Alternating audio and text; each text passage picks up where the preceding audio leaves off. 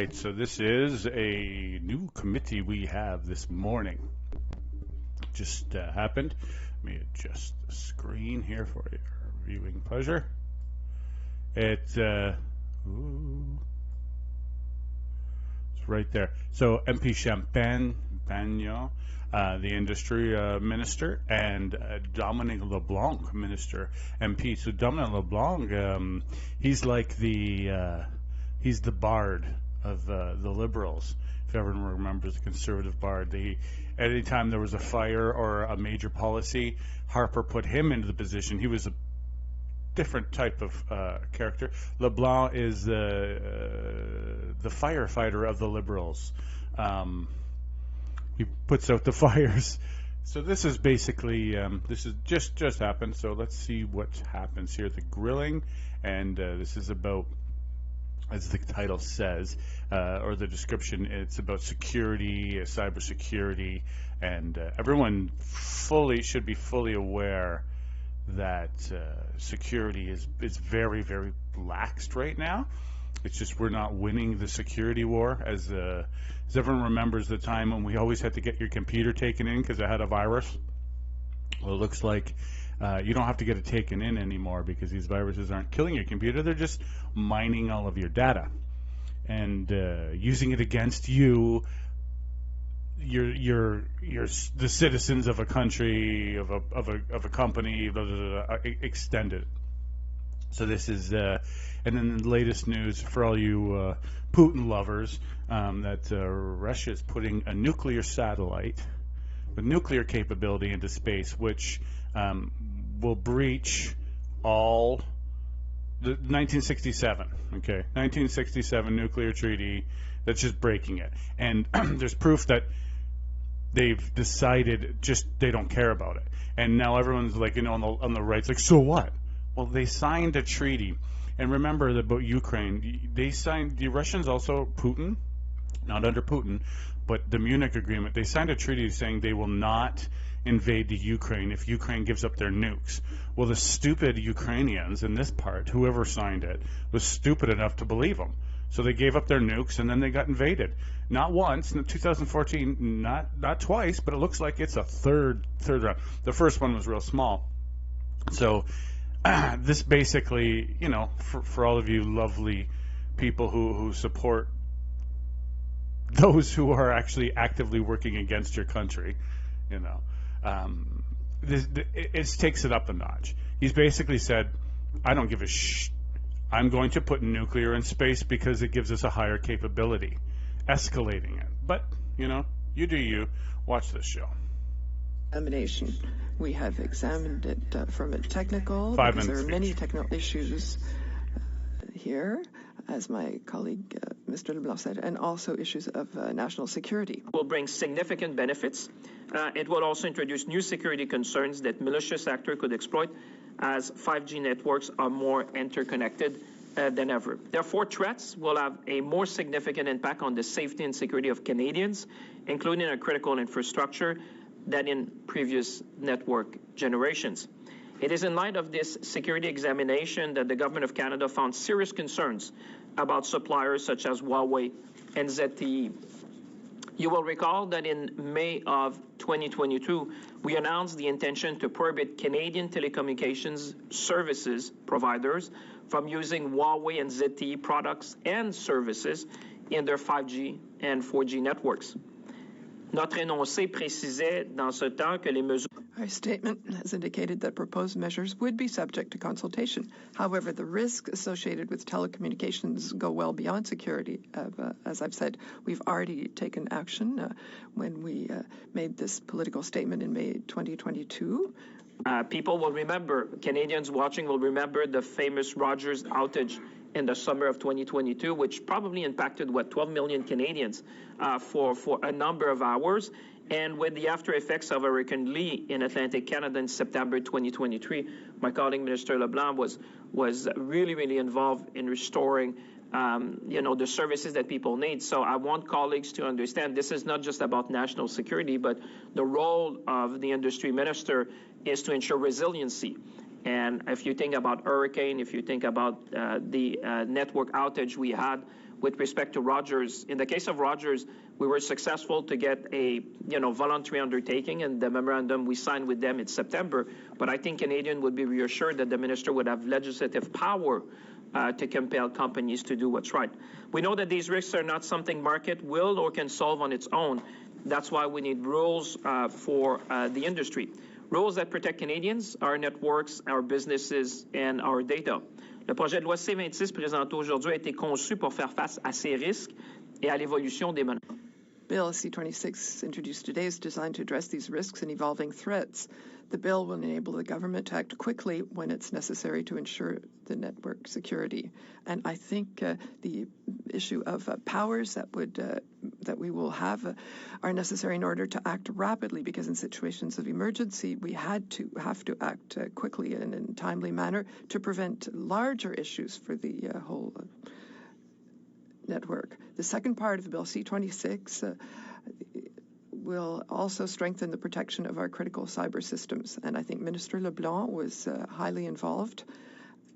Our telecommunication network is probably the backbone of infrastructure. I know people at home may think of infrastructure as bridges that we need to protect. They may think about nuclear power station, but I would tell you that the telecom network, which is basically enabling everything else, is one of the key network that we need to protect. But Mr. Chair, we want to make sure we get it right.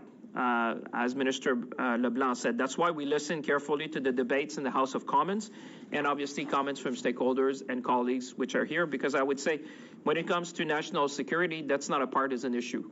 And that's why we are committed to make sure that we do that in the best possible way.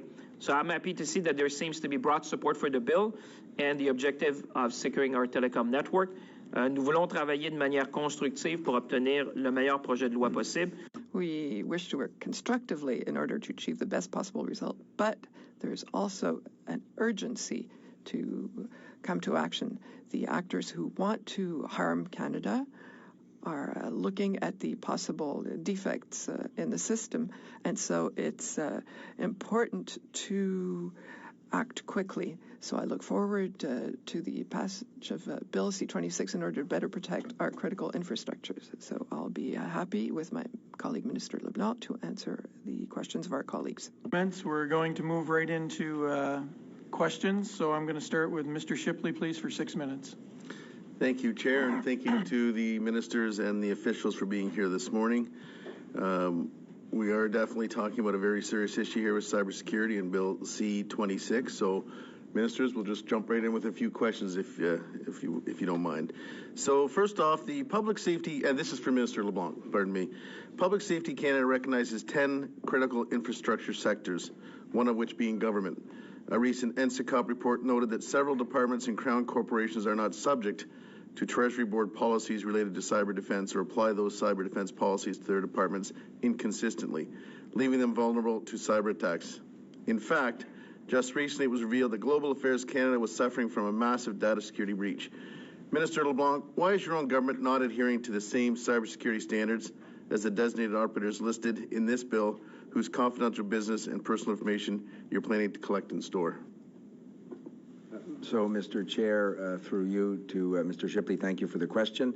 Obviously, we took note of the work done by NSICOP. These are for our government and for our department important roadmaps to better public policy and better legislation. I'm aware of procurement initiatives underway across the government to improve many information systems which are either outdated or arriving at the end of their useful life and need to be reinforced. It's something that industry and businesses do every week and every month, and the government has the same obligation. So the premise of your question is, do we have in the Government of Canada an obligation to hold ourselves to the, at least to the standard we would expect of private industry? The answer is of course. And we're actively looking at ways, and you mentioned the Foreign Affairs Department. I'm aware in the public safety portfolio also where we're actively investing in modernizing systems and are constantly looking for good ideas and better solutions, including with our allies. Thank you, Minister. This one's also for yourself, Minister LeBlanc. We've heard almost unanimously that this is an important bill. but this is also a poorly drafted bill. Business groups, civil liberties groups, cybersecurity firms are all united in the fact that Bill C-26 gives the government too much power with almost zero oversight. There is no requirement for regular reporting, no independent review, and no requirements for production of written reports. In fact, most of the powers in this bill would be exercised in secret. Do you think the sweeping powers that you're attempting to give yourself have enough oversight mechanisms attached to them? Mr. Chair, again through you to Mr. Shipley, we've obviously taken note of the concerns expressed by the people that our colleague referred to. We would expect that in the work of this committee, if there are amendments that in your view answer some of these concerns, of course we would be open to working with the committee and to ensuring that collectively we get the best legislation we can. We recognize that these are extraordinary powers in many ways that require, as you noted, the appropriate oversight. There is an element of judicial oversight. But we also recognize that the threat landscape is evolving as well, and evolving very quickly. And some of the briefings I have from security officials, including at CSIS, the threat actors, including malicious state actors seeking to do some of the damage and disrupt some of these systems that we talked about, require the ability to move quickly and require the ability to help identify potential risks and hopefully prevent incidents from happening. That's why there are these powers, but recognizing that these powers come with an obligation of transparency in every case possible and the appropriate reviews, including judicial reviews. But François-Philippe, you had a point on the judicial review? If I may, Mr. Chair. No, I just want to add, obviously it's an important question, and we believe in oversight, like I said, judicial review, and also the concept of proportionality. But I just want to remind colleagues, when we had major storms, particularly in the East Coast, I had premiers even calling and asking us to take action. And like I said, in the telecom area, although now we have the memorandum we signed voluntarily with the telcos, I think Canadians and I think Member of Parliament would want any Minister of Industry or future Minister of Industry to also have the power to take action very quickly. You may recall that in some instances we were asked to direct the telcos to do certain things, because I can assure you that when you don't have access to 911 and you're facing an emergency, Canadians are very worried about that. So for us to be able to take remedial action or compel telecom companies to do certain things. Now they've done it voluntarily, and I think Minister, it's a good thing, but I don't think Canadians would want to rely just on a voluntary basis. You. I'm almost out of time, and I do have one next question for you, Minister Champagne. Many stakeholders have noted that the proposed penalties related to this act, which reach up to $15 million and 5 years of jail time, are touted as being intended to promote compliance rather than to punish. However, I think we can all agree a penalty of this nature would be very challenging for a small business to absorb. Has any consideration been made to the impact that these large fines will have on small and medium enterprises? Well, I think in that, I would say respectfully to the committee, it's always a matter of balance. You want also, I would say respectfully to members of the committee, to have a fine which is also proportionate, because obviously you're referring to small and medium-sized businesses, but let's be clear that the systemic risk to our network also with very large players, and the danger to go too low, I would say, and colleagues would agree, if the fine is of a nature that, if you're talking about the big telcos, that it's kind of irrelevant. I'm not sure that would give the power that the Minister of Industry would have to compel them to take action, because I don't suggest they would do that, but they could do a cost-benefit analysis and say, listen, let's ignore the minister, because at the end of the day, you know what, the fine is so low that it's just business as usual. I think in case of emergency, I can tell you when we had storms, the Rogers outage touching 12 million Canadians, you need kind of a stick to make sure that people will comply, because you're talking on behalf of millions of people. We're moving on now to Mr. Shefke, please. Merci beaucoup, Monsieur le Président. Thank you, Chair. And I also want to thank the ministers for being present here today. Mr. Champagne, I'd like to start with you this morning. Based on your experience working with our partners, our economic partners throughout the world, and the U.S. and Europe, could you maybe underline for the committee the importance of progressing with C26 in order to protect our businesses, but also the businesses with whom we have free trade and we're working with every day. Excellent question, Mr. Shifke, because we don't want to be the weak link in the chain. You know that there are specialists of intelligence and public safety who can tell you this. We never want to be perceived by state and non-state actors as being the weakest link in the chain. We would attract this kind of malicious action that can harm Canadian businesses or critical infrastructure systems. So I think that I always want to compare what's happening with the G7 and OECD to be among the best, as I think we can be the best. We need to have modern tools. I can say that when I saw that the Canadian Telecommunications Act did not have one of its goals being security, for me that's a huge problem, because there is no jurisdiction in our allies anyway, where the Minister of Industry, or the person who's responsible for networks as important as telecommunications, that doesn't have security as an objective. It's essential today. We do need that. So the legislation that's being proposed will allow us to be equal to what our economic partners expect from us. And you're right, it's a definitive step in the right direction. Thank you, Minister. Same question for you. I'm glad that you mentioned our Five Eyes partners. With the interconnectedness of our economy growing day by day, how important is it for Canada to do our part to advance our cybersecurity protection efforts, specifically with relation to C26? Mr. Chair, through you, Mr. Shifke, thank you for that question. This legislation is consistent with measures that are in place with our Five Eyes partners. As I said, we had a virtual meeting this week, the Five Eyes public safety ministers.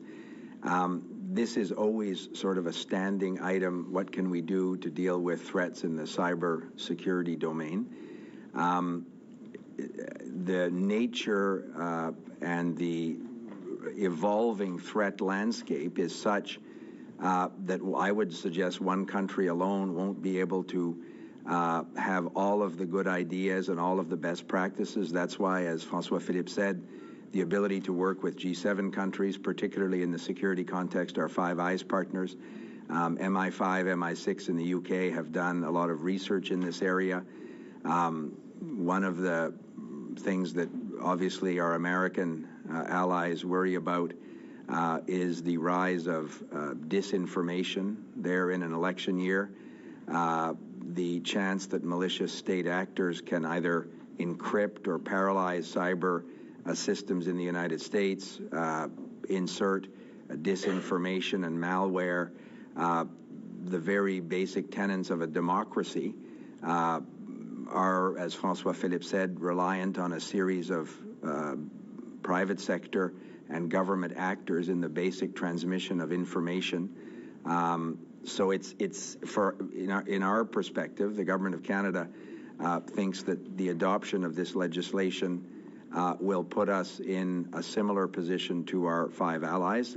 And if we're not able to, in this Parliament, adopt this legislation, I think it would conversely send a signal to our allies, particularly the United States. I refer to that because the interconnectedness of our economy and industries that my colleague knows better than I do mean that basic services to Canadians that we rely on for daily life will be, in our view, subject to a threat that can be mitigated and can be contained.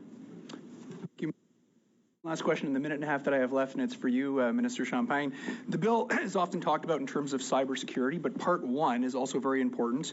It's about creating authorities to secure the network, which has applications beyond cyber threats, including how we respond during natural disasters. It's important for my community of Vaudreuil-Soulanges, many others across the country, but in my particular case, last year when we had our ice storm in Quebec, I could not actually pick up the phone and call the mayors and my provincial counterparts to be able to coordinate a response to help support those that had no power and were stuck at home, seniors particularly. Can you speak to that and how important that is for us to be able to respond and better support Canadians in their time of need? Yeah, I would say one word: resiliency. That's the purpose of this act is to ensure resiliency of the telecom network in particular. And I can tell you, as you said, natural disasters come more frequently. They seem to be more violent, and they seem to come in different forms. And therefore, from forest fire to hailstorm we had in Quebec to floods in Atlantic Canada, we should not just look at this bill in terms of security, but also I would say when it comes to many of these, crucial network as resiliency. You would want a minister of industry, a future minister of industry, to have some power. Like I said last time, in light of that, we signed this memorandum of understanding because basically I gathered the CEO and I said, we need to do better. You need to do better to protect Canadians. We did it, but I think that it is wise, I would say, for a nation like Canada to have statutes in the book to be able to compel, not only relying on the goodwill of actors, which they did, because, like you said, people in times of needs, these systems become critical. When you can access the phone line and you're subject to a flood or another natural disaster, these powers would at least allow us to compel to take certain action. Obviously, it will be for the service provider to take these actions, but at least you would have kind of a power, not just a soft power to convene and ask. Then you could compel to do things. Thank you, Mr. Champagne. Thank you. And now we're moving on to Ms. Michaud, please. Merci, Monsieur le Président. Merci, Messieurs les ministres. Thank you, Chair. Thank you, Ministers, for being here with us this morning. It's highly appreciated. I would like to start by speaking of a text in the press saying then when Ottawa wants to manage everything that's happening. So it was in 2022 when this bill was tabled. It's been more than a year and a half. So we're thinking maybe it's not that cybersecurity is not a priority for the Canadian government. It was written by Ms. Stelia Pinto-Moreira, an analyst at the Economic Institute in Montreal. Imagine an umpire at a Canadians game needs someone to explain how the puck can get to the net. That's not really part of their field of expertise, and that's what Ottawa's doing with Bill C-26. Rather than minding their own business, they want to get involved in digital security of businesses. So it says when a business finds a defect in their system, well, the company knows that they need to act very quickly. And otherwise, they're exposed to all kinds of major risks, legal risks and operational risks, etc. And she described the government, the Canadian government, as not acting quickly, mentioning the passport saga, and we remember that. That was quite a while ago. If we want to think of what's happening today, we can think of Phoenix, Canada, Arrive Canada, the border. So the governor was not very quick to deal with those issues. But so we can think that Canadian businesses are well prepared currently. They already are facing cybersecurity threats. In 2021, it was said that Canadian businesses invested more than $10 billion to prepare themselves for this kind of incident. So they're already doing the work. So concretely, in Canadian businesses, what will C-26 change? Thank you for this question, Ms. Michaud. And I would like to thank the colleague who wrote this article. So I'll give you one example that will show you why. Preventing harms is the role of the government. Remember, in the Rogers situation, there were 12 million Canadians who had no access to telecommunications services. They could not even make payments because they have connections with Interac. So the government acted very quickly. I talked to the Rogers CEO in the hours following, I think I was in Japan at the time, to ask him to take concrete action. And not only asking, you can say, well, Rogers is a huge business. They probably invest hundreds of millions of dollars in cybersecurity. But there were 12 million Canadians who didn't have any service for a long time. So I asked not only the CEO of Rogers, but all the CEOs to tell you, all of you have to assemble your teams to help Rogers. It's no longer a question of competition. It's an issue of Canadians that can't go to the grocery store, they can't buy gas. And then you're saying, well, there should be resilience in the system. That's where we realized in the hearings that followed this that there wasn't as much resilience or redundancy that we believed. So if you're the operator of an Interact system, well, you should have a backup system, a second system. But the incidents showed that it was necessary to improve things. So I think there is a role for the government to ensure public safety, public interest. But most businesses maybe do well, but Rogers is a huge company, and that's a good example where the government needed to add. And at the time, we acted in a voluntary way. I thank the businesses who accepted doing that. They even signed a memorandum, and I thank them. But I think that in future, if there were a similar situation, we should have tools in our toolbox to say you did not do your work and Canadians are paying for it. So I know you can speak at length on a subject that you're passionate about, but we don't have much time. What I see is that we're giving a lot of powers to the government and the Minister of Industry. You seem to be trustworthy, and so if you do things secretly, well, it can go well. But some Canadians are concerned. There are issues of transparency. Could you explain why all of this has to happen in secrecy? And you can talk about Bell and Rogers, who can pay a fine of several $1 million from the government. But for a small Quebec SME, and you understand the importance of SMEs for Quebec economy, a small telecoms company with a few hundred clients. So what happens in that situation when such a company cannot create a plan that satisfies your requirements, and they'll be fined? What does that mean for these SMEs, and what are the powers that you can exercise? So we look at the legislative summary. The Minister of Industry can make orders. So what does it mean? Well, thank you for your confidence. I appreciate that, but two things. So it is subjected to judicial review. Minister Leblanc mentioned that earlier. And in judicial review, I can't be a lawyer here, but there's an issue of proportionality that's considered. And in terms of public safety, some of these directives have to be secret. For example, if we've identified a defect in the system, well, we don't want state and non-state actors to take advantage of this before that defect has been repaired. So publishing all the directives that we can make, well, there's a cyber attack, and we, especially for the 5G, things will be decentralized. So the weakest link in the chain will have been attacked. And I think it's in the best interest of the company, the organization of Canadians, that we could make a directive, issue a directive to, say, repair this. And after that, there will be feedback. But, you know, in our democracy, the problem is that state and non-state actors that want to harm a country, they're not playing with the same rules of the game as we are. So we'll say, well, listen, the weakest link of the country that we've just observed is such and such a system in such and such telecom service. Well, so I'm inviting those people, before we've been able to repair that breach of the system, to come and interfere. I think we would be threatening the whole network. And so that's why we have to keep this information secret and confidential. Merci beaucoup, Monsieur le Président, et merci à nos ministres. Thank you, Chair, and thank you, ministers, for your presence. You're always welcome here, and we would love to see you even more often, Mr. Leblanc. So, my first question, you have stated so clearly in the beginning that this is an issue of national importance. We know that the number of cyber attacks increases constantly.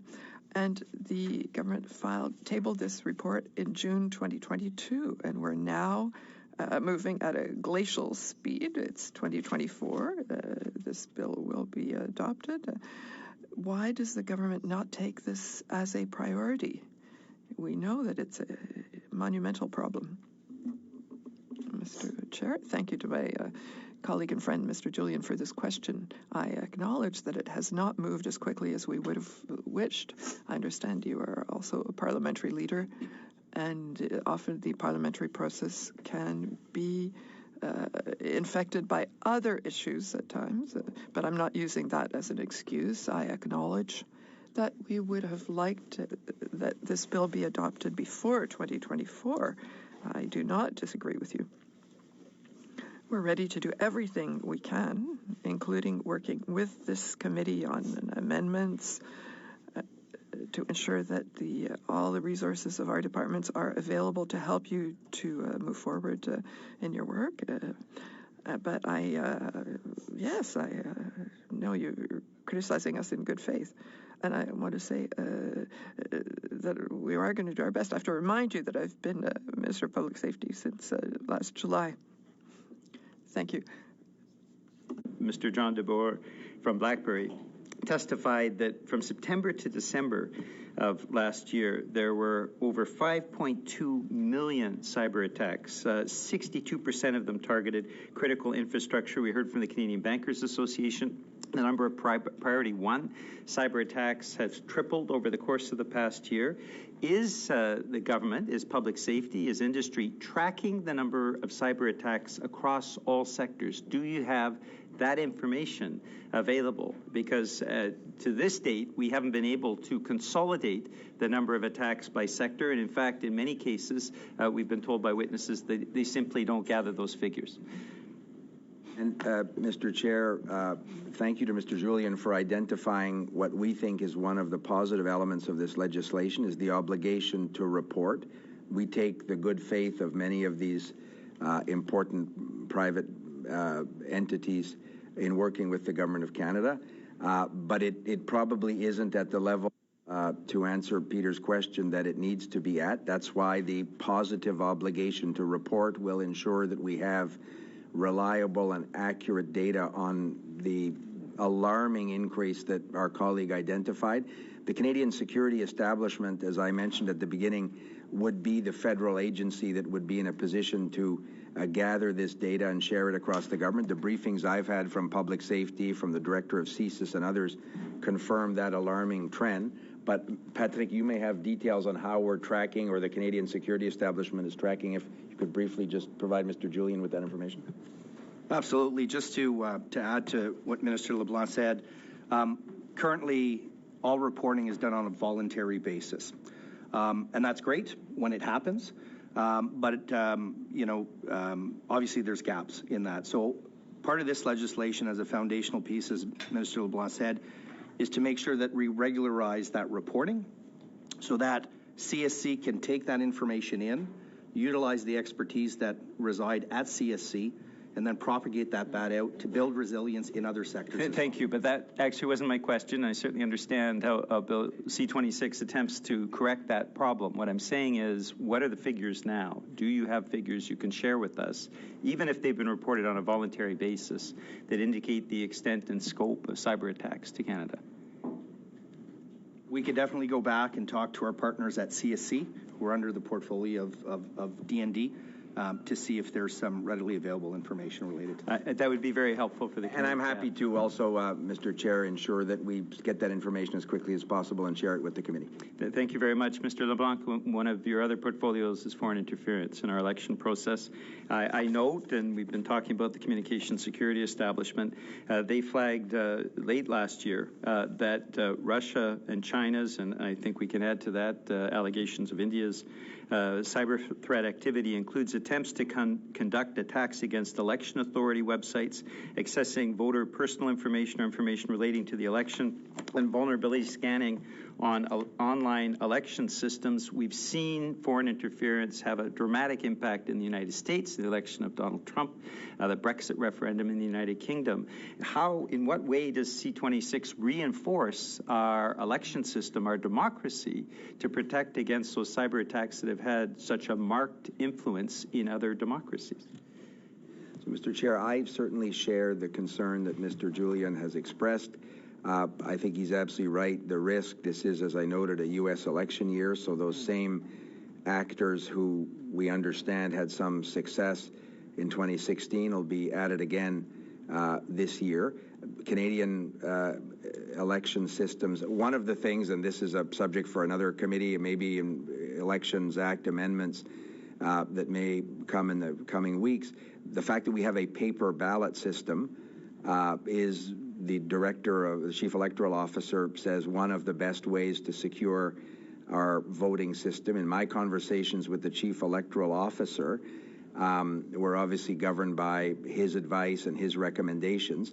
I think where this might bump up this legislation into the important job of securing election systems is, for example, if the Elections Act were to allow people to apply online for a mail-in ballot, I'm just using one example off the top of my head, where those requests would go across the telecommunications channels that people have, the private businesses that my colleague referred to.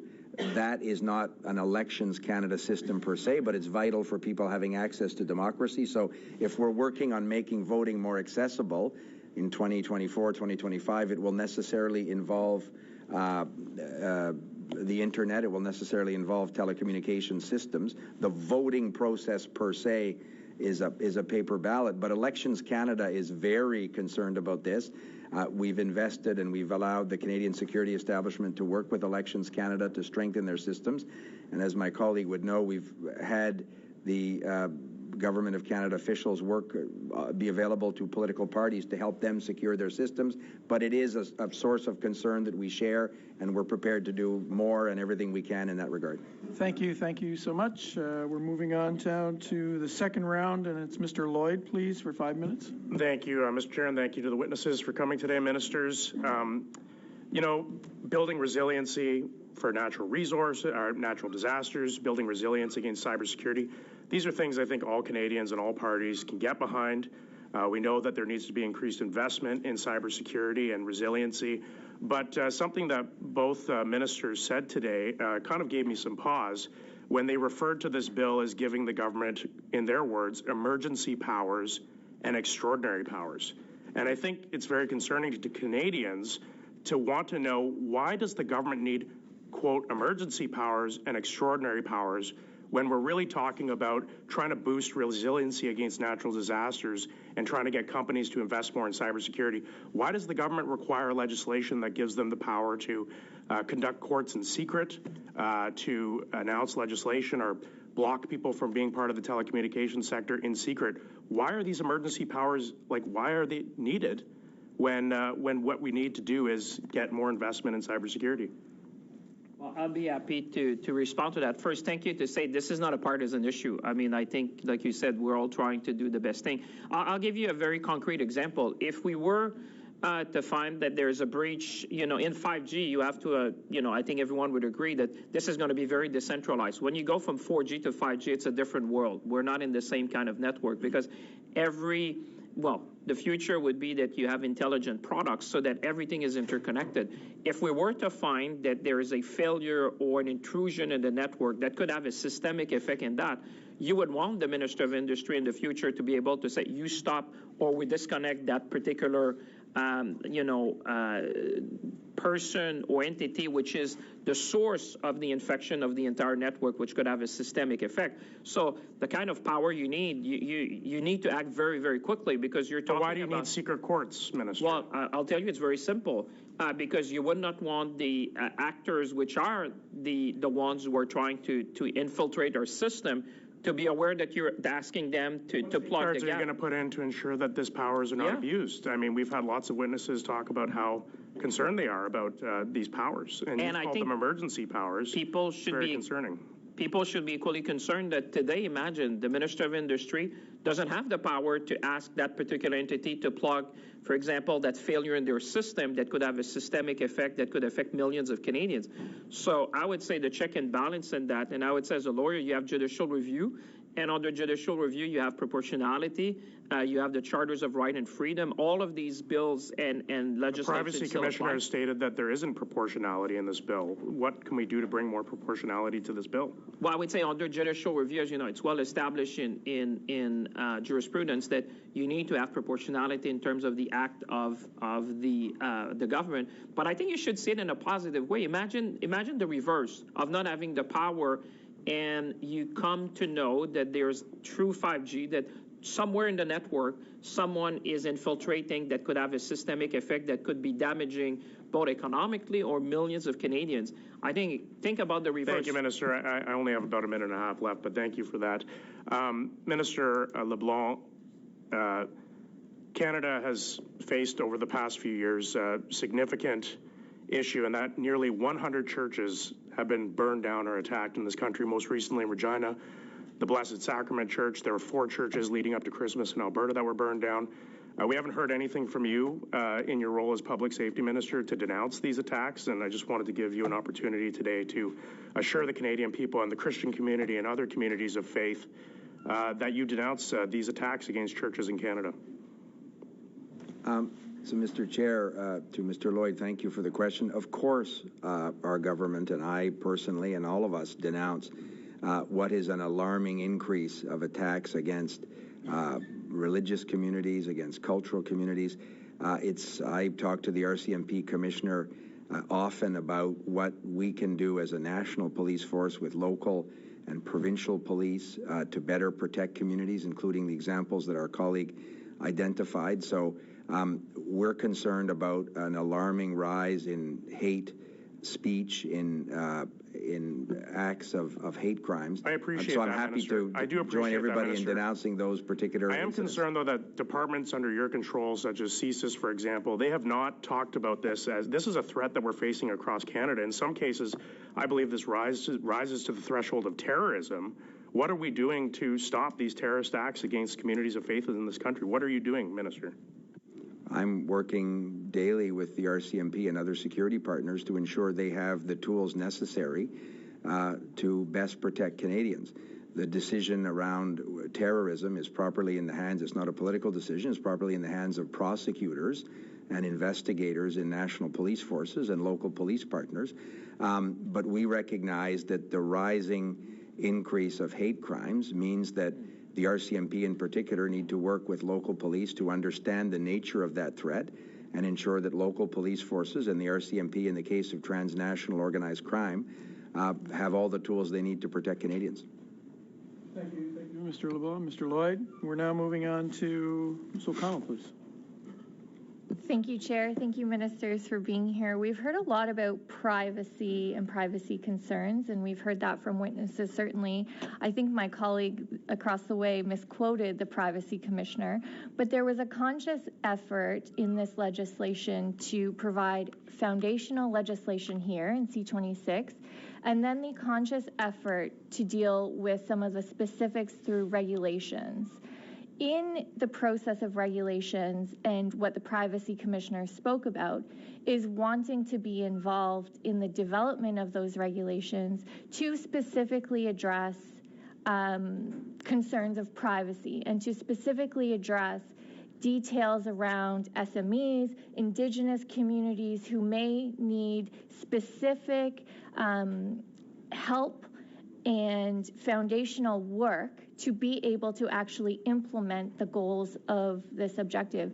Can you speak to how regulations and the work with the Privacy Commissioner will be engaged to deal with privacy concerns? Mr. Chair, thanks to Ms. O'Connell for that, I think, very good question. Obviously, nothing in this legislation affects the applicability of the Privacy Act.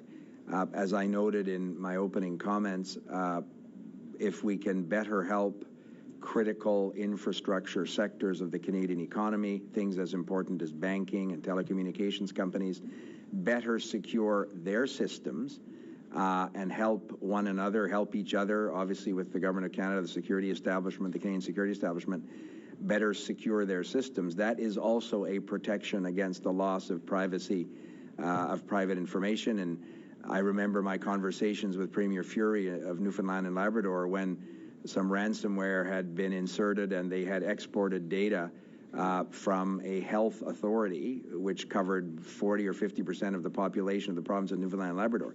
So you can imagine the vulnerability that people in that province felt.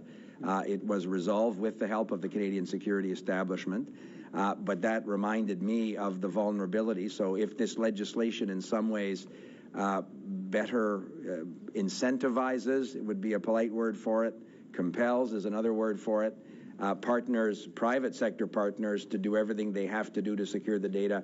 We think that's also important. But again, we would be happy to respond specifically to the question around amendments, Ms. O'Connell, to work with the Privacy Commissioner, to listen to other experts in this area.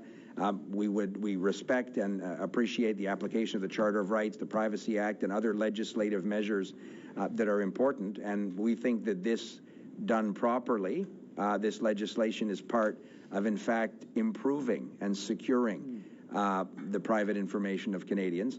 But again, we would look forward to the deliberations of this committee, and the Privacy Commissioner, of course, his views will be very important in us getting this balance right.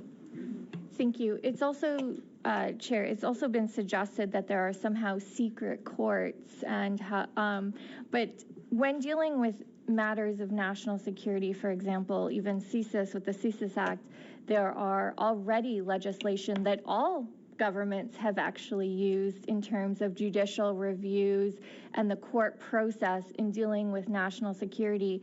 Does this legislation go beyond what already exists in Canadian law in terms of the protection of national security, but allowing the judicial process to ensure that no government overreaches past legislative authorities?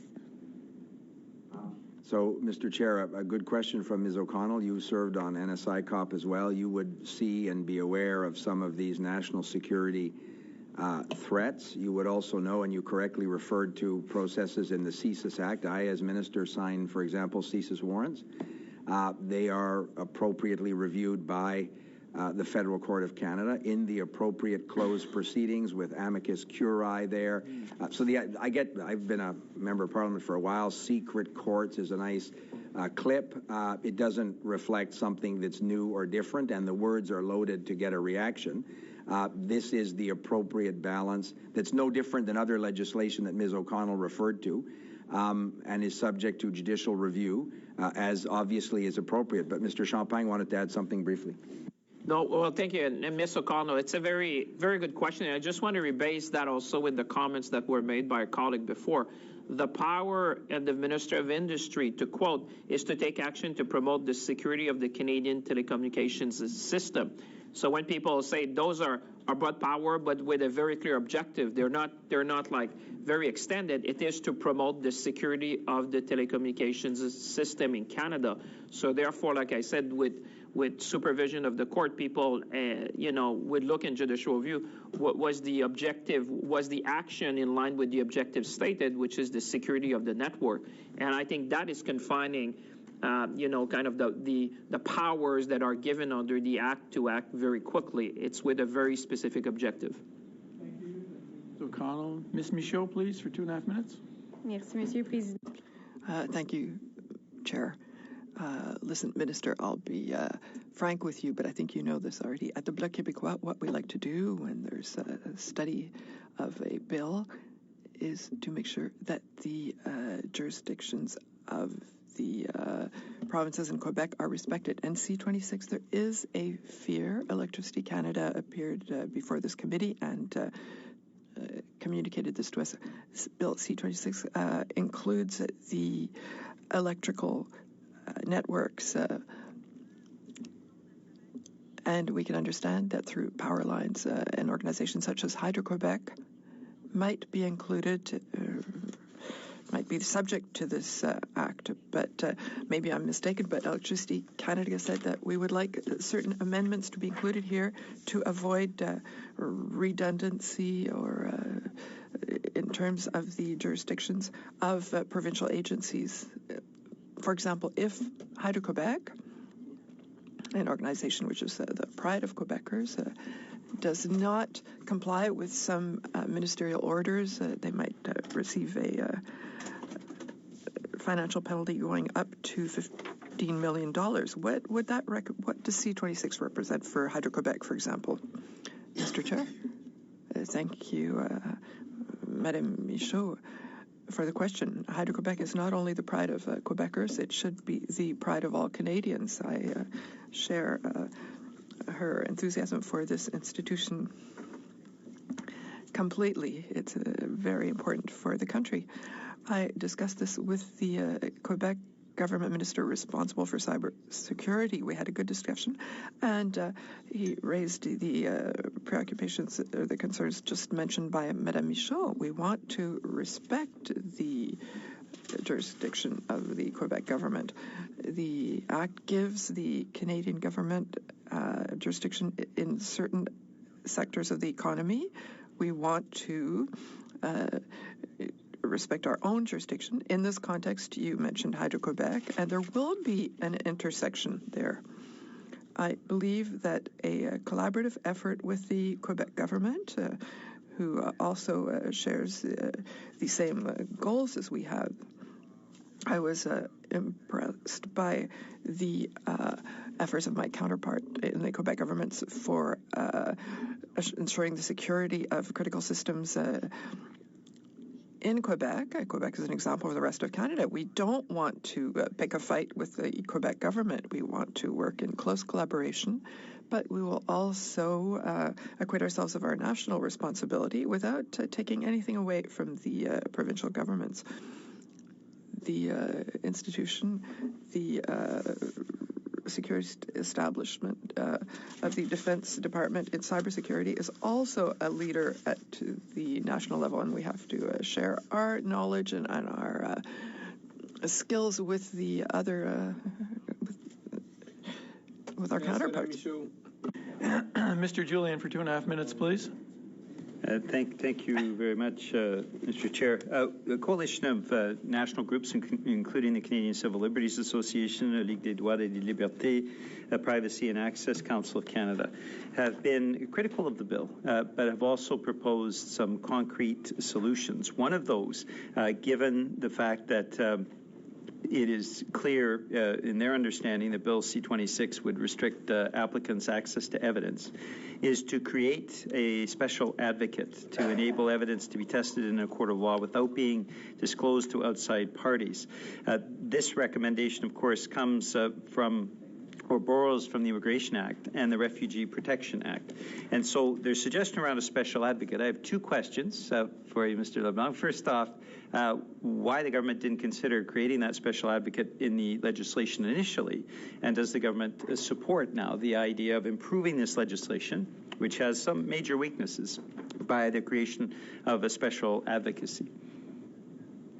So, Mr. Chair, through you, we have taken note of that suggestion that Mr. Julian properly raises, and I think I'm by no means an expert in this area of national security law, but he referred to examples under the Immigration and Refugee Protection Act where these advocates are able to participate in these closed proceedings, access to all of the intelligence information appropriate.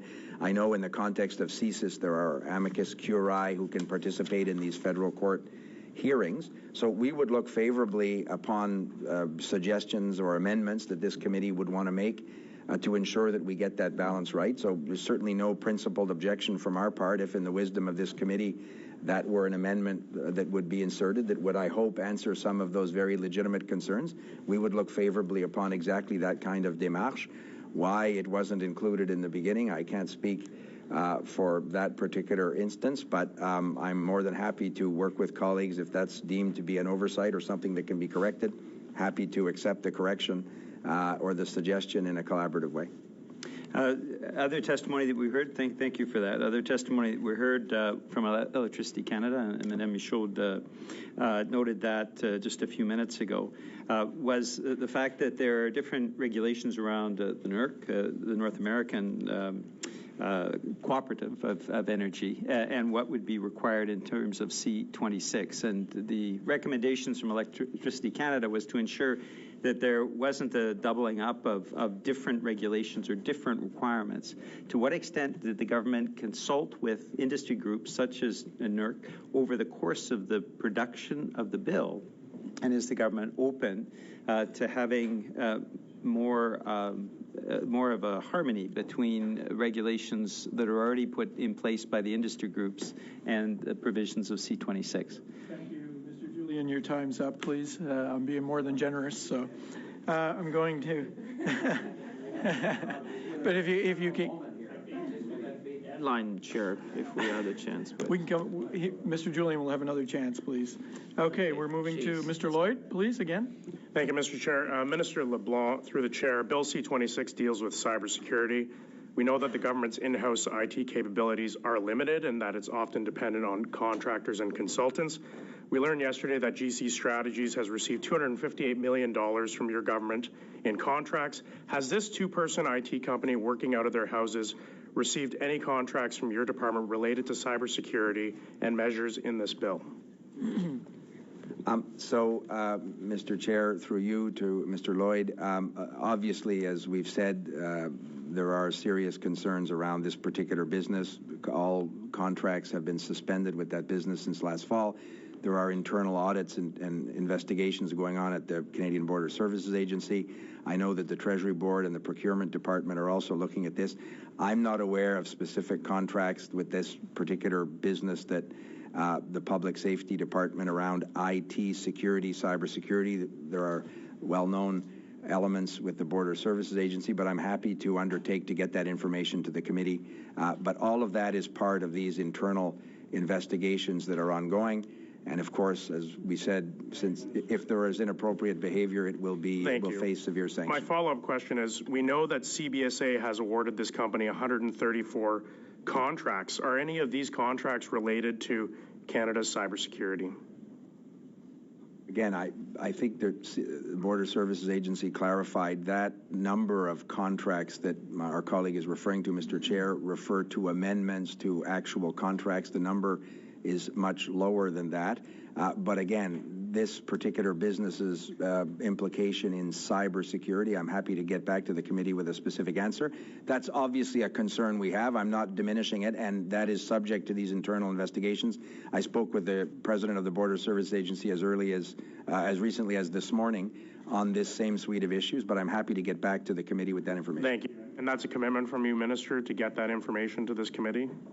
It is to understand the nature of where that particular business might have been working on cybersecurity issues. Thank you. And my follow-up question to Minister Champagne, ISED has given GC Strategies 25 contracts, and have any of these contracts been awarded related to cybersecurity or provisions in C26 or related to provisions in C26? I'd like to thank the colleague for the question. As Minister Leblanc mentioned, there are internal investigation ongoing to assess exactly the nature of these contracts. And as Minister Leblanc said, I'm happy to get back to the committee as we have to provide further details if any of them, like my colleague suggested, relate to anything with respect to cybersecurity. I suspect not, but we will confirm and get back to the committee. Mr. Chair, we know national defense, there's been 6 contracts awarded to GC Strategies, and we know at Global Affairs there's been 12 contracts awarded. I don't expect you to know if those were also related to cybersecurity. Would you know? I do not, but what I think Minister Leblanc and I can commit to this committee is to ask our colleague to do exactly the same kind of procedure we will undertake is to confirm to the committee. Thank you. I suspect not, but again, we will get back and endeavor to get back to the committee. I'd like to give the rest of my time to Mr. Motz. Thank you, Mr. Chair. Thank you very much, Chair. The National Security Strategy, or National Strategy for Critical Infrastructure, lists 10 actual areas that are critical to the security of our infrastructure, and yet this bill only talks about 5 or 6 of them. Is there a reason we've left out health and food, water, manufacturing, those sort of things out of this bill, which are critically critically important to the sustaining of the safety of Canadians. Any thoughts to that? Mr. Chair, through you to Mr. Motz, obviously this legislation can only apply to federally regulated sectors. we as a government want to collaborate with partners in provinces and territories that, for example, would manage health systems. I identified that as a vulnerability. We can't legislate in that particular area. We would seek to sign agreements where possible with other partners. Minister, is so what efforts have you or Mr. Champagne undertaken with provinces, with territories, with municipal governments, First Nations governments, to deal with these issues that are critically important so that they too are adequately secured from a cyber perspective in this space? That's a very good question that you're asking. And as Minister Leblanc, we are in consultation with them. I would say that those that we have identified are also the backbone, because you could say, for example, the telecom system is an enabler to a lot of these other sectors of the economy. So we have targeted initially those which are providing systemic, I would say, sustainment to some other field, because you could say, at the end of the day, cybersecurity, I would say, could cover a very wide area because, like I said, Canadians are impacted, SMEs are impacted, but those that we have targeted in federal jurisdictions are kind of the backbone. But like as Minister Leblanc said, we are in discussion to see how we can do that, and certainly are always looking to make sure that every sector that could be impacted by cybersecurity would have adequate protection. Thank you. Mr. Gahir, please. Great. Thank you, Chair. Thank you to the ministers for appearing before the committee. My first question is for Minister LeBlanc, through you, Chair. We know that the legislation introduces a mandatory reporting requirement for critical infrastructure operators in the different industries. Mr. Julian touched on this point. Electricity Canada raised the point that if industry or a company is going through a cybersecurity attack, then mandatory reporting requirements, specifically immediate reporting requirements, could be cumbersome. Could you speak to why mandatory as opposed to voluntary reporting requirements are important? Yeah, Ricky. Mr. Chair, through you, Mr. Gahir, thank you for that question. And you're right, this would set up a system, a regime of mandatory reporting, precisely, and we recognize that it is a burden, or it is a circumstance that we're imposing on private businesses. But for the reasons my colleague identified, they are increasingly the backbone of basic services that Canadians rely upon for the Canadian economy, for the safety and security of people in their homes, driving their cars. So we think that the balance of, while many will want to voluntarily report, the obligation to have mandatory reporting will, to Mr. Julian's point, give us data on exactly the nature and the number of these threats, but will allow us to work with other businesses to better protect them as a particular defect is identified or a particular threat or activity is successful. The objective will be to quickly work with other players in that sector or similar sectors to ensure that they have the best resiliency and the best protection possible. But Mr. Champagne had something he wanted to add to that. Well, I would like to say to colleagues of the committee, think about the interconnectivity of that. I would say when some telecom network have gone down in case of natural disaster, they were related to power outage.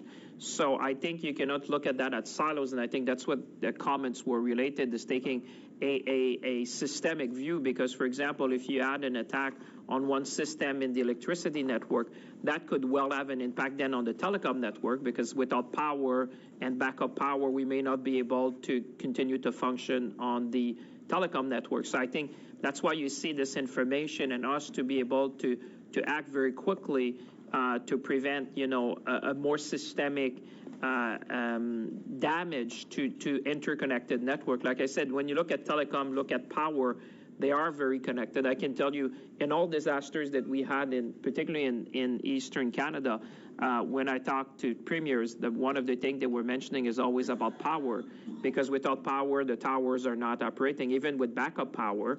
So I would say that if we saw an attack, a cyber attack on the electric grid, we would want to know very quickly what that could have as an impact on the telecom network as well. And think about the 5G with the Internet of Things. If you have an attack on power, that could have a spillover effect in so many other ways. Colleagues were mentioning health, hospital functioning, equipment in hospitals. You have to really, this is like a systemic view of how to protect Canadians.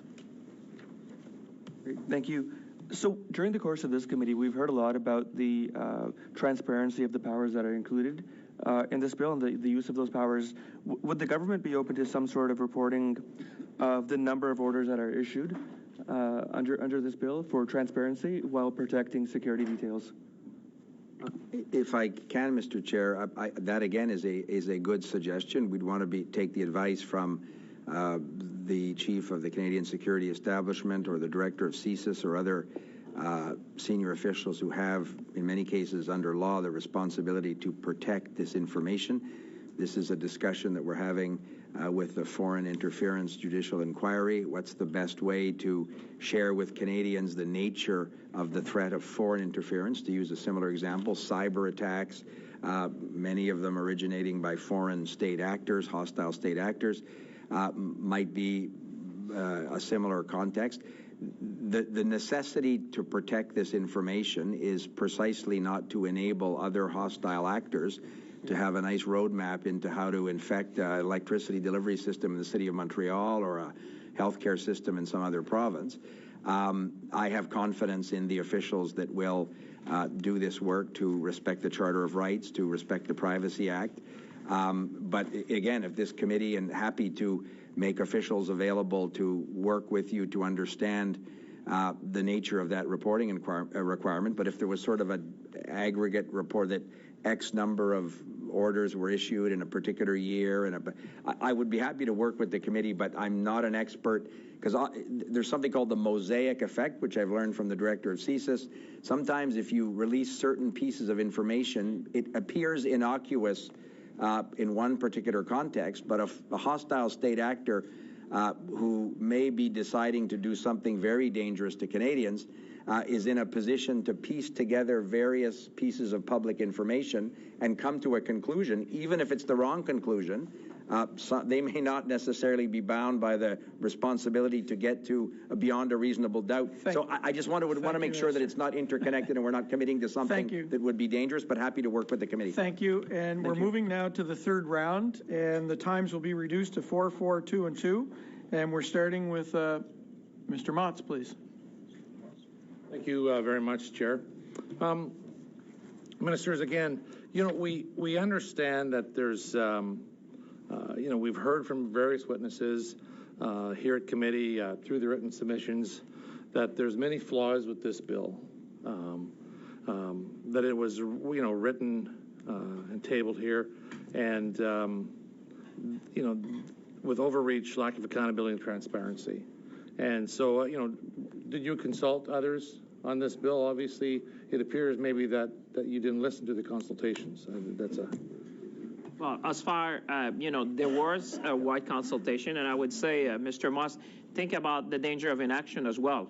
I mean, I respect the views of everyone, but the threat that we've been talking about, our telecom sector, the energy sector, financial services, transportation, I think that having the power, as if you look at our peer in the world, I think it's the responsible thing to do for Canadians to have these power. Like I said, in the telecom sector, and you will recall, we've been able to get a voluntary commitment. But I think Canadians watching at home would want to make sure that government would have power to compel the right thing to do to protect systemic failure that could happen throughout different networks. Thank you, Minister. I apologize. I'm going to turn my time over to Mr. Lloyd for the remainder. Thank you. Thank you, Mr. Chair. The Auditor General has made some damning revelations about cybersecurity in her recent ArriveCan report related to your department. Quote, there were deficiencies in the testing of the ArriveCan application cybersecurity testing completed by resources that were not security cleared or identified on task authorizations. The Auditor General further found that some of the resources that were involved in the security assessments did not have the proper security clearance. Minister, how can we be assured that your government has the security of Canadians at their highest priority when companies that are being contracted to provide cybersecurity on your priorities are not even being cleared for security clearance? How can you guarantee to Canadians that none of their personal information using the ArriveCan app was not compromised by these companies that did not have security clearance? So, Mr. Chair, through you, we obviously were concerned with those Auditor General findings. My discussions with the President of the Border Services Agency have reassured me that she, before the Auditor General's report, as you know, the procurement ombudsperson also looked at this, has put into place a series of measures that will not allow that circumstance to happen. And I appreciate that going forward, Minister, but can you guarantee that Canadians' personal information was not compromised by these companies that did not have security classifications to provide cybersecurity testing on the ArriveCan app? Can you tell Canadians that their information was not compromised? What I can tell Canadians is that our government and organizations like the Canadian Security Establishment, which would have sort of an overarching responsibility around the protection of federal IT systems, are very effective at doing everything we possibly can to protect all systems that would contain the data, personal data of Canadians.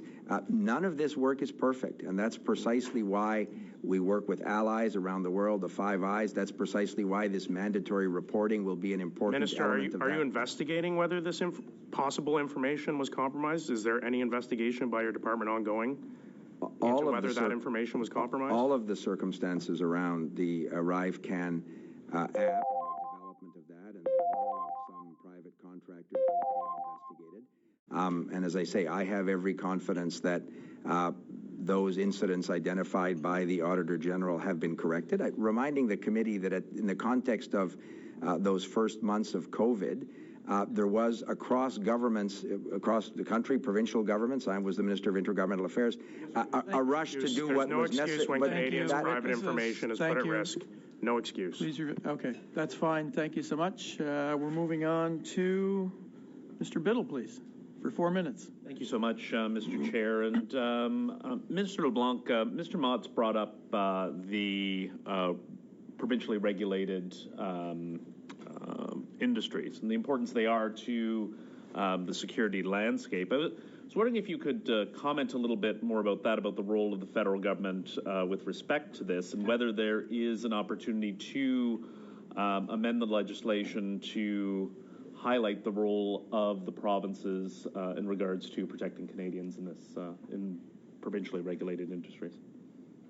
Mr. Chair, through you to Mr. Biddle, thank you for that question, because it's very much at the heart of the exercise that I think all of us are trying to achieve in Bill C-26.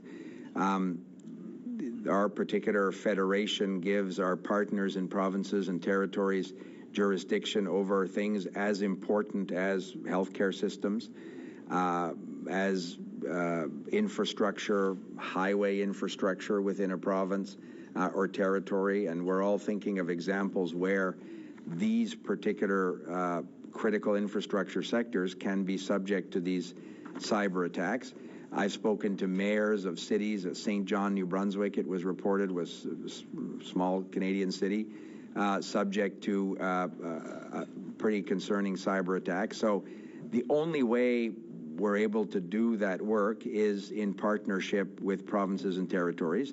And of course, they are responsible in the case of municipalities as well. So we would be wide open to signing agreements with provinces and territories. We think that C-26, if it's adopted and receives royal assent, can be a model for some other provincial legislation that should be, I would suggest, companion pieces to this federal legislation. But as colleagues would want, we're always looking to respect provincial jurisdiction and les compétences des provinces. C'est sûr que c'est une priorité pour nous. We know that that's important, but we won't abandon the need to be a leading-edge partner. We will not share data unless it's safe. That's why we will sign agreements with the provinces about sharing data. So we understand that there is a provincial jurisdiction. I use the example of Newfoundland and Labrador. It's when the Prime Minister there told us that we're completely overwhelmed in terms of capacity. Can the Canadian government intervene? And so we did what we could at that point to help them resolve that situation. answer the question, but this bill is one piece of Canada's effort to improve cybersecurity. Can you comment on the pressing need to ensure we have programs and legislation in place to keep Canadians' information and critical infrastructure secure, and what, if anything, else we're doing on that front? Well, we've been, actually, when I was going back, we've been doing a lot. I mean, the work of this government has been starting back to 2013 with the establishment of the Security Review Program. And then I saw in 2018, we released the National Cybersecurity Strategy. 2019, you've seen significant investment north of $100 million to develop a critical cyber systems framework. And in 2021, we did that study, the Interdepartmental 5G Security Examination. And I would say very, very compelling is that in May of 2022, we indicated very clearly that there will be no longer Huawei and ZTE equipment in one of our most important network, which is the telecom network in this country. So I think you've seen that every step of the way with the Ministry of Public Safety, we have been trying to be ahead of the game, because in matter of cybersecurity, malicious actor will always try to catch up one way or the other. So working with our 5G partner, Five Eyes partner, working with our G7 partner, working with allies around the world to make sure we identify the threat, we disrupt these malicious actors, and protect our critical network. But I would say the piece that we have in front of us is essential, I would say, for Canadian businesses, for the sectors that are being, protected in particular.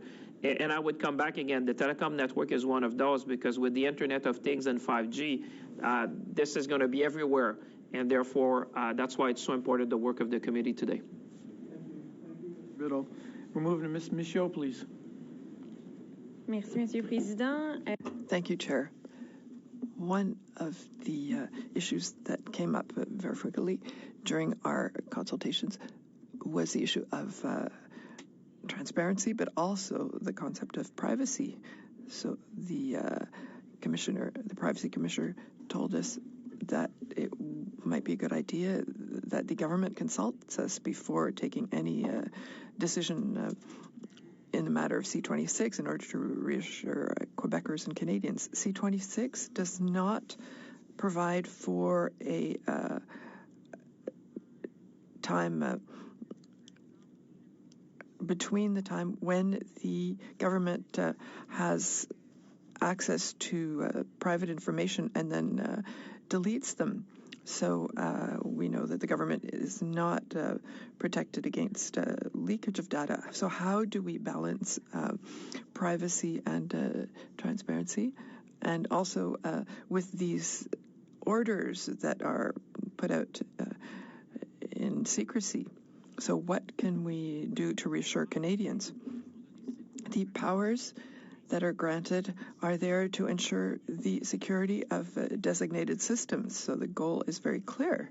It's security. I would say that in a cyber attack, that could have a systemic effect on many entire sectors, either telecommunications or banking or transportation systems. There is an urgency to act. I can tell you that when there are natural disasters, I don't want to come back and talk about Rogers too often, but when there were 12 million Canadians who did not have access to payment systems in the country, it was urgent that we act. So we have to find the right equilibrium. I understand this desire to consult, but an attack in case of 5G, that could have an effect on all systems. So to publish a defect in one actor's system could invite other malicious attacks on that system. But yes, there is administrative law that applies. There is judicial review. There's the Charter of Rights and Freedoms also. Merci. Merci, Monsieur le Président. Le rapport. Thank you, Chair. The Auditor General's report on ArriveCan speaks actually of this poor treatment of confidential information. And talks about mishandling of of confidential information. And so this is something that we need to learn from. In C26, we've had testimony from Citizen Lab at the University of Toronto. One of the recommendations is that relief should be available if government mishandles confidential, personal, or de-identified information. Amending this legislation to enable individuals and telecommunications providers to seek relief if the government has mishandled that information. And I'll just direct this question to Mr. Leblanc. Do you believe that it's appropriate that we incorporate into that legislation's lessons learned from ArriveCan? Mr. Chair, absolutely, because like all colleagues, and I think all Canadians that have taken notice of the Auditor General's findings and other internal review processes that I have been briefed on before the Auditor General's report, makes me think that this is an opportunity to avoid exactly some of those concerns. We have explained the context in which these things were developed. It in no way justifies the financial circumstances around that, or perhaps more importantly, the protection of the personal information of Canadians. So if the committee has suggestions around an appropriate way to ensure that there is a positive obligation on the Government of Canada to ensure that those circumstances identified by the Auditor General are never repeated, we would welcome exactly that kind of work. We've also had recommendations to prohibit the disclosure of personal or de-identified information to foreign organizations. This comes from the coalition. Is this a recommendation you support? Mr. Chair, I had also taken note of that recommendation. I would want to hear from some of the heads of our security agencies, the director of CSIS or the Canadian Security Establishment. As we said in a number of answers to colleagues' questions, the ability to effectively partner with allies, particularly the United States in this context. They have amongst the most sophisticated cyber defense systems in the world. So we need to learn from them. That does not mean that we're callous or we mishandle the personal information of Canadians. It would have to be subject to applicable laws, the Charter of Rights. So I would, if the committee wants to look at that, I would make available. The committee will make its own decisions in terms of amendments, of course. I am not an expert in what is the appropriate balance of sharing with foreign partners. I think we have to allow some of that, but we have to ensure that it's encadré, the right protections are there for the private data of Canadians. But I think if we're going to do this effort successfully in terms of securing critical infrastructure and the private, it comes full circle because to some extent, we're also securing the private data of Canadians that is held by private sector actors right now. If I think of what my bank would have in terms of financial information on me or on all of us, they take that very seriously, of course. But is there a way for the Government of Canada to partner with them? So it comes full circle, but I think I'm looking at Mr. Julian, whom I've known for a long time. He will be concerned about the balance in that work.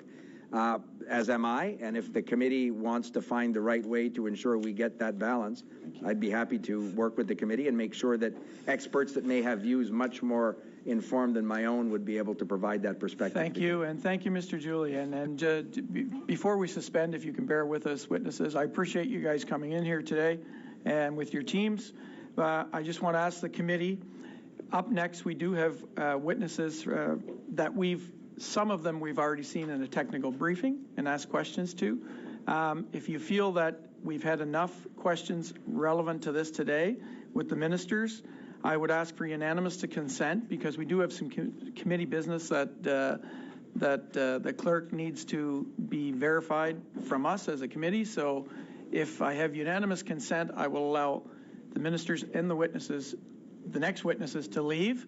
And we could do our committee business and move on. Is everybody okay with that? All right. So there is cybersecurity in Canada.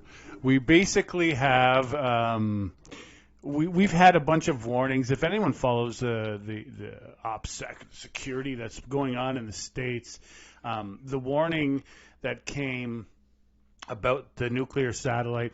This is really a big deal.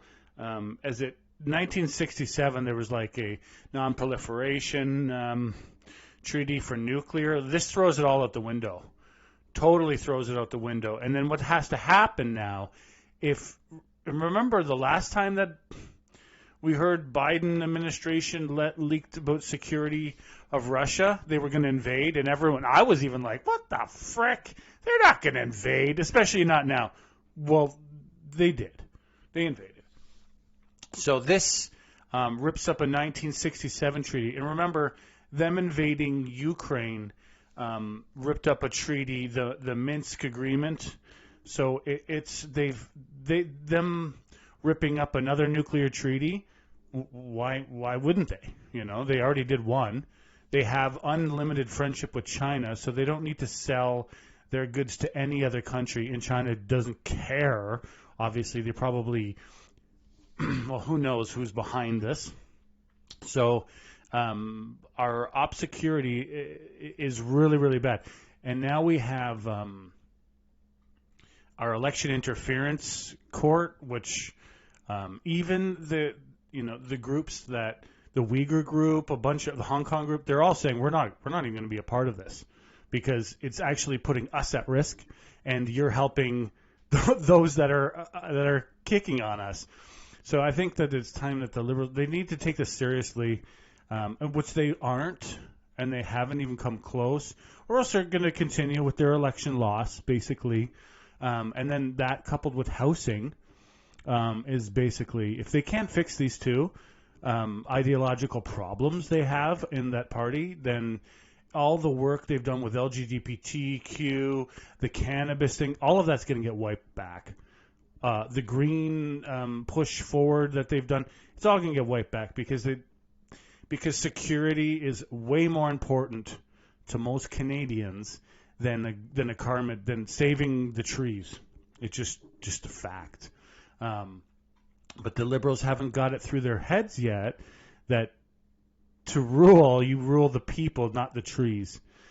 Trees don't get a vote yet. Anyway, that's my blah. They're definitely more to become on this, but they have time. This is the thing. Like, Conservatives are making it cocky, but the Liberals have time because the NDP are holding on to this non-agreement. You want Minister of Industry to get out of power? I don't know. That was troubling. Noel White says geomancy is great. What's the most troubling of all is there's a complete lack of conscience. What I meant to say was, to me, what is the most troubling of all is there's a complete lack of conscience regarding the whole debacle. No apology, no promise that heads will roll, nothing. They don't care. It seems that the security hasn't gone forward, and this is a very light touch bill. It's not nowhere near harsh enough. The best one I heard about security, and this is a government against government, not against people against people. I've been in war zones, and not as a civilian in war zones, and I got along with the enemy's civilian because we're all civilians. We're all getting led by the nose, right? But government to government, there's big issues, and I support my own government, whether the party is in that I enjoy or not. And I think that should kind of be standard. You're Canadian, you have to support your government over another government. But they're saying in America, which most consider one of the best, if not the best security agency, the head said that their personnel deficit to China is 1 to 50. And that's if America were to put every single security agent they have on one country, China, they would be 1 to 50. 50 Chinese officials against 1 American. So what do you think it is in Canada? 500 to 1? 5,000 to 1? I'd bet to say 500 to 1. No, without exaggeration, is probably what we're looking at. And the very small, limited scope of Canadian security, yes, we have technology and stuff like that gives us, leverage and all that, right? But we're looking at only a very small aspect of things, whereas this these countries that are coming in, they're going into industry. They're hurting individuals that the government's not protecting because they don't have the manpower. They're only looking at protecting government assets and government people, right? Yes, of course, a blanket as a whole of Canadians, but I imagine a lot of people are falling through the cracks. It's a changing world, and China's culture is beautiful. Their people are beautiful, but their government is hostile to democracy. And, now they've gotten in with Russia, and Russia's very hostile to us right now. If you've watched that interview, Okay, so thanks for watching. Leave your comments.